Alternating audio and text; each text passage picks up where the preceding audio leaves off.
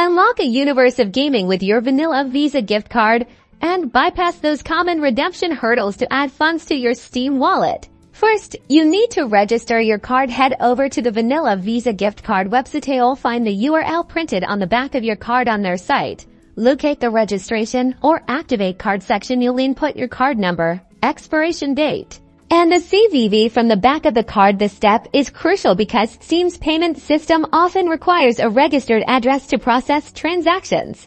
Once registered, navigate to your Steam client or the Steam website. Log into your account. Then click on your profile name at the top right and select Account Details. From your Account Details page, find and click the Add Funds to your Steam Wallet option. You'll then be prompted to choose an amount you wish to add. Select the amount that your Vanilla Visa card can cover, remembering to account for any small transaction fees if applicable. Though Steam typically doesn't add extra fees to wallet top-ups. On the payment method selection screen, choose Visa as your payment option. Proceed to enter your Vanilla Visa gift card details, the card number, expiration date, and the security code. Most importantly, when prompted for the billing address, use the same address you registered your Vanilla Visa card with. This is the key to successful redemption.